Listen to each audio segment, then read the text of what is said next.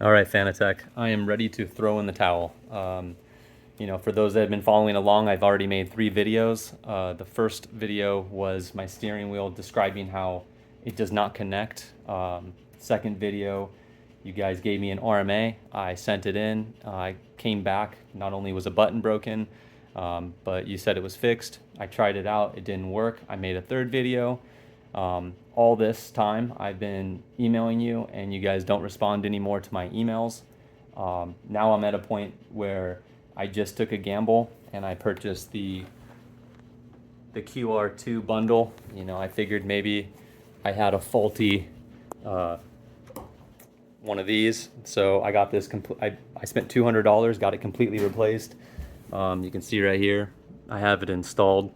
But still, I still am having the issue. Basically what happens is when I turn it on,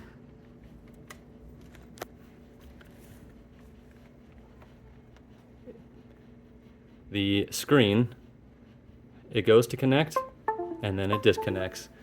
And then the button light, it just goes through all the colors and it just doesn't connect. I'm tired. I purchased this in July. I've been building this rig since then. I have not gotten to play it yet.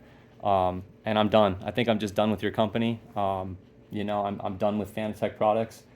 It's time to get a refund on this. I'm gonna go a different direction. I don't want to deal with your guys' RMAs anymore. I'm just tired. I want to play my games, want to play my rig, and I've done everything I could. I've spent probably, I think, if I had to estimate, $1,400 with your company, and I haven't got to use it one time. I'm hoping I can get that money back, and I'm going to send in a new ticket to try to do so. So, anyway, this is for Fanatec support.